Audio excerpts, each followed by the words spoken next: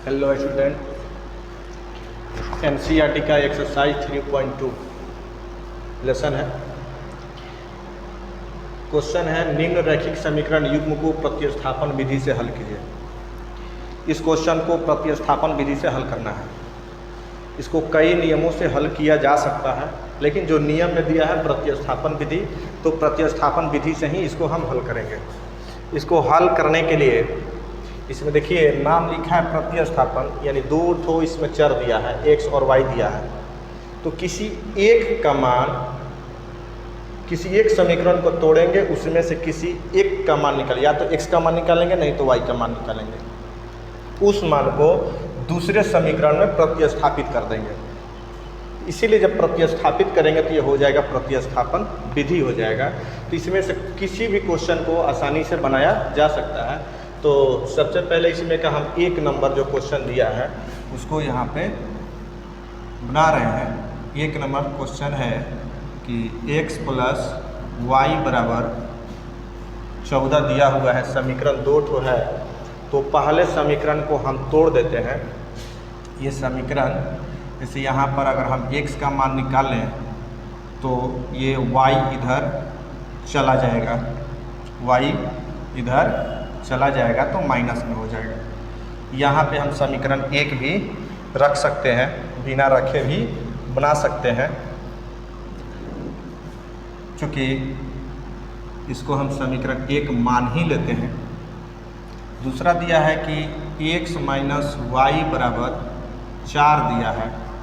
अब जो समीकरण एक में जो मान दिया है उस मान को इसमें हम रखेंगे, तो यहाँ लिख देंगे, चूँकि समीकरण एक से चाहे x का मान समीकरण दो में रखने पर सबसे बढ़िया हम क्या कर रहे हैं कि इसको दो मान लेते हैं और लिख देते हैं कि समीकरण एक में समीकरण दो में x का मान रखने पर, ऐसे डायरेक्ट भी हम कर सकते हैं। देखिए यहाँ पे लिख देते हैं ताकि आपको अच्छा से समझ में आए। समीकरण एक में x का मान दिया हुआ है 14 माइनस वाई, और ये समीकरण दो है, इसमें x के स्थान पर ये 14 माइनस वाई को रखेंगे और पहले से y दिया हुआ है। कोष्ठ को अगर हटाते हैं तो हमको ये प्राप्त होगा, ये दो ठो y है तो माइनस 2y हो जाएगा। इस अंक को हम उधर भेज देते हैं तो माइनस 2y, ये 4 है, 14 इधर अगर चला जाएगा तो माइनस में होगा, यानी माइनस 2y, यहाँ पर माइनस 10, माइनस से माइनस कैंसिल हो जाएगा और 2 से 5 बार में कटेगा, तो y का मान यहाँ पर हमको 5 मिलेगा, जो एक आंसर हमारा यहाँ पर y का हो गया।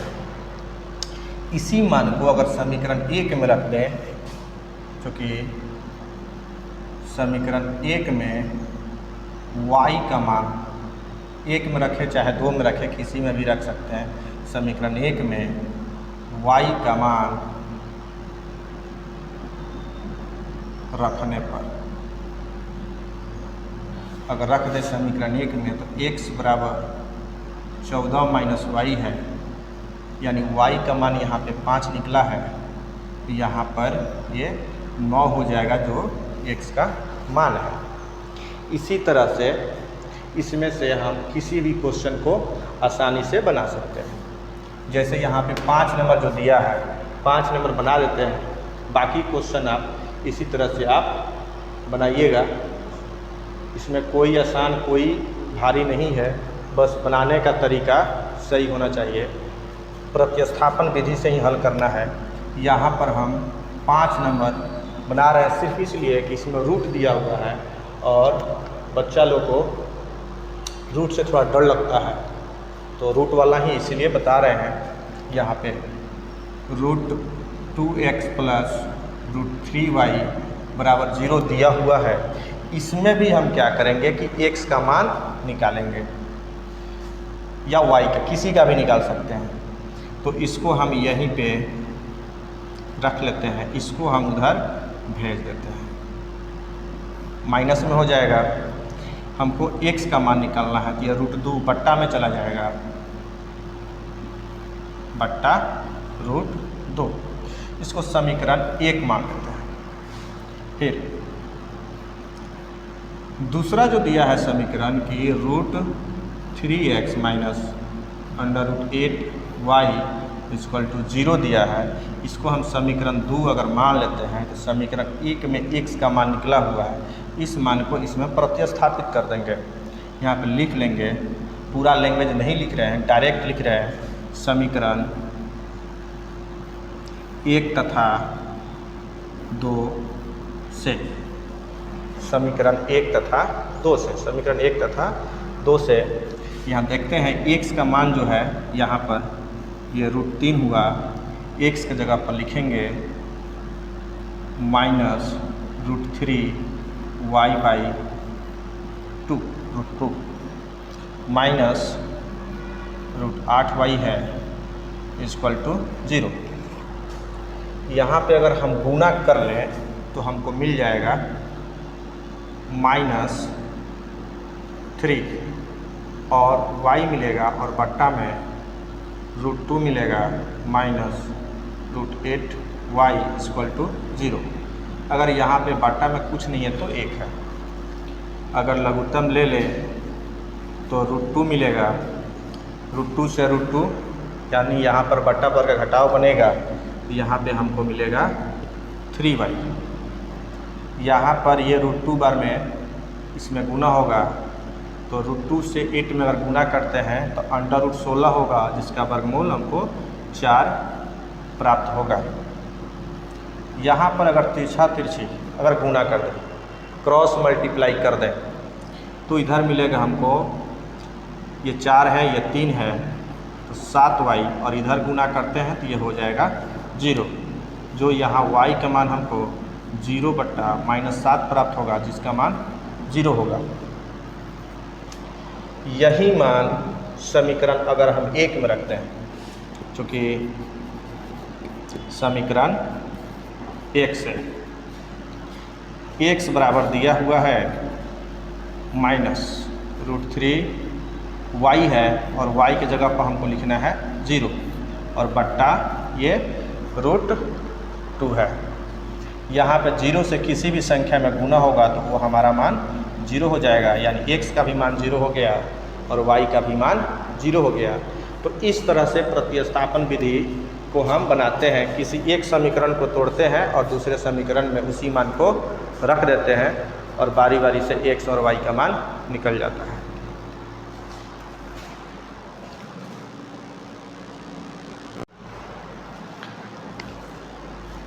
अगर इस क्वेश्चन को, वही क्वेश्चन है जिस क्वेश्चन को अभी हम प्रतिस्थापन विधि से बताए थे, अगर इसी क्वेश्चन को विलोपन विधि से अगर दे दे तो आप कैसे बनाएंगे? विलोपन विधि को ही लुप्तीकरण विधि कहते हैं। अब इसको हम विलोपन विधि से बताने जा रहे हैं। किसी भी क्वेश्चन को विलोपन विधि से बना सकते हैं। देखते हैं, सबसे पहले ये 2 नंबर क्वेश्चन को आप लोग को हम बता रहे हैं। 2 नंबर क्वेश्चन दिया है s - t बराबर 3 दिया है, इसको समीकरण 1 मान लेते हैं। दूसरा दिया है s/3 प्लस t/2 = 6, ये समीकरण 2 है। इसको हम विलोपन विधि से बताने जा रहे हैं। लुप्तीकरण इसी को बोलते हैं। इसमें करना ये होता है कि जो 2 ठो चर दिया है, या तो x y या a से t, इस क्वेश्चन में s और t दिया हुआ है, तो किसी एक चर को बराबर करना होता है। जब तक ये दोनों बराबर नहीं होंगे तब तक जोड़ने या घटाने पर ये कटेंगे नहीं, ख़त्म नहीं होंगे। ख़त्म करना ज़रूरी होता है, यानी इसको विलुप्त करना ज़रूरी होता है। या तो t को विलुप्त कीजिए चाहे s को विलुप्त कीजिए। तो इसको विलुप्त करने के लिए हम क्या कर रहे हैं कि इस समीकरण में अगर हम 2 से गुना कर दें तो इसका जो 2 है वो कट के ख़त्म हो जाएगा। अगर हम इसमें 2 से गुना कर दें, इसको वैसा ही छोड़ देते हैं, कुछ नहीं करते हैं, केवल इसमें गुना कर देते हैं, तो 2 से 2 कट जाएगा, ये t है, ये भी t प्राप्त हो जाएगा। उसी को यहाँ पे थोड़ा सा लैंग्वेज में लिख देते हैं कि समीकरण 1 को जोड़ेंगे समीकरण 2 में 2 से गुना करके। तो यहाँ पर s minus T equal to 3 है, 2 से अगर इसमें गुना करें तो 2s/3 और यहाँ पे ये कट जाएगा, यानी t/2 इंटू 2 अगर यहाँ पे होता है तो ये 2 से 2 कट जाएगा, तो डायरेक्ट हम इसको t लिख देते हैं। ये डायरेक्ट यहाँ पर हम t लिख देते हैं और यहाँ पे 2 से इसमें गुना होगा, 6 दूना का 12 हो जाएगा। जोड़ेंगे, यहाँ बट्टा 3 है, ये 2s/3 और ये दोनों कट जाएंगे और 12 और 3 हमको 15 प्राप्त होगा। यहाँ बट्टा में कुछ नहीं है तो 1 है, एलसीएम अगर ले तो 3 मिलेगा, यानी 3s plus 2s equal to 15/1। यहाँ पे 3 2 5 मिलेगा, क्रॉस मल्टीप्लाई करेंगे, 3 2 5 s मिलेगा, ये 15 3 45 होगा, 5 से कट जाएगा, 15 बार में 9 5 45 होता है, 5 से 9 बार में कटेगा, यानी s का मान 9 प्राप्त होगा। s का मान 9 प्राप्त होगा। इसके बाद अब ये जो हमारा s का मान निकल चुका है, ये हमारा s का मान निकल चुका है। अब इस s को समीकरण 2 में रखें चाहे 1 में रखें, हमारा आंसर आ जाएगा। समीकरण 1 से यहाँ लिखते हैं, चूँकि समीकरण 1 से अगर समीकरण 1 में रख दें इसका मान, अगर समीकरण 1 में रख दें इसका मान, तो हमें प्राप्त होगा, जैसे s है, s के जगह पर 9 माइनस टी इक्वल टू 3, 9 उधर चला जाएगा तो 3 है, -9 हो जाएगा और ये t घटेगा, 9 में से 3 घटेगा तो हमको -6 प्राप्त होगा, ये कट जाएगा तो t का मान 6, ये हमारा दूसरा आंसर हो जाएगा। इसी तरह से इसमें का जो भी क्वेश्चन है आप विलोपन विधि से आप आसानी से बना सकते हैं।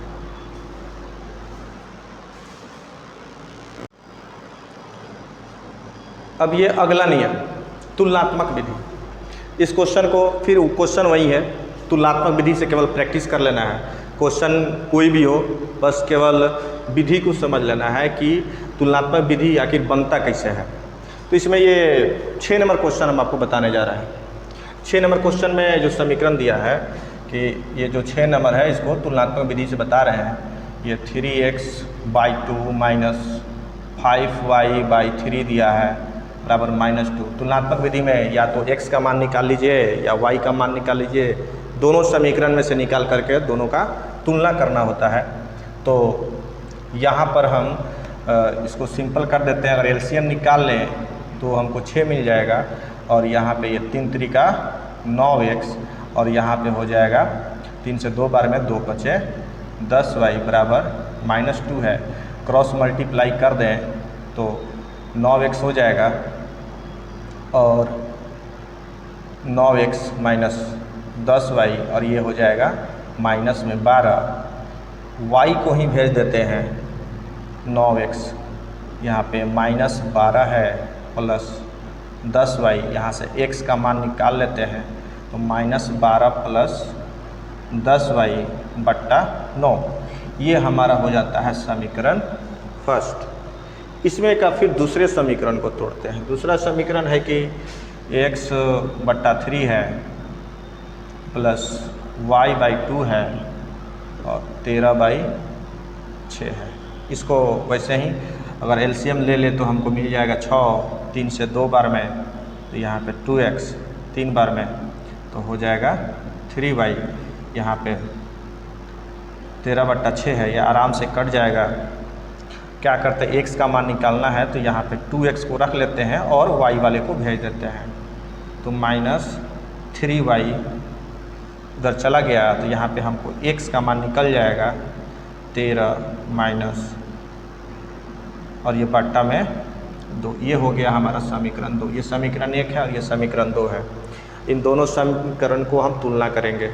LHS अगर बराबर है तो RHS हमारा बराबर होना चाहिए, इसीलिए इसका नाम पड़ा है तुलनात्मक विधि। तो इसलिए समीकरण 1 तथा 2 से, अब पूरा लैंग्वेज लिखने की ज़रूरत नहीं है कि समीकरण 1 तथा 2 का तुलना करने पर लिख भी सकते हैं, कोई फर्क पड़ने वाला नहीं है। अगर तुलना करते हैं -12 + 10y बट्टा 9 है, इधर है 13 माइनस 3y बट्टा 2 है। यहाँ पे अगर क्रॉस मल्टीप्लाई करते हैं तो इधर मिलेगा हमको 12 दूना का 24, 10 दूना का 20y। 9 से अगर गुना करते हैं, 13 से 9 में गुना होगा तो 117 और 9 से 3 में गुना होगा तो 9×3 27। y वाले को एक साइड कर लेते हैं। ये पहले से 20y है, इधर आएगा तो ये प्लस हो जाएगा, ये 24 जाएगा तो ये भी इधर प्लस हो जाएगा। दोनों का अगर जोड़ देते हैं तो हो जाएगा 47y और इन दोनों को जोड़ते हैं तो 7 4 11 के 1 हासिल 1 1 1 2 2 4 और ये 1 हो गया और ये y बराबर हो जाएगा 141 बट्टा 47। अगर हम 3 से कटाएं इसको तो 3 7 21, 3 चौका 12 2 14 हो जाएगा, यानी 3 से ये कट जाएगा तो y का मान हमारा आ गया 3। चेक कर लेते हैं, 47 में 3 से अगर गुना कर दें, 3 7 21, 3 चौका 12 और 12 2 14, आराम से कट जा रहा है। y का मान हमारा 3 निकल गया। यही मान किसी भी समीकरण में हम रख दें तो हमारा x का मान आ जाएगा। यहाँ समीकरण 1 से या 2 से आपकी इच्छा, समीकरण 1 में रख रहे हैं तो यहाँ पे दिया है -12 + 10 है, y के जगह पर 3 लिखना है बट्टा 9। ये -12 ये 30 हो गया बट्टा 9। अगर 30 में से 12 अगर घटाते हैं तो हमको मिलेगा 18 और बट्टा 9, 9 दूना का 18, जो यहाँ पे ये 2 का आंसर है। ये 3 y का आंसर है और x का मान 2 है। तो इस तरह से तुलनात्मक विधि को हम बनाते हैं। दोनों समीकरणों को तोड़कर किसी एक चर को तुलना करते हैं, इसको बोलते हैं तुलनात्मक विधि। बाकी क्वेश्चन आप खुद प्रैक्टिस करेंगे।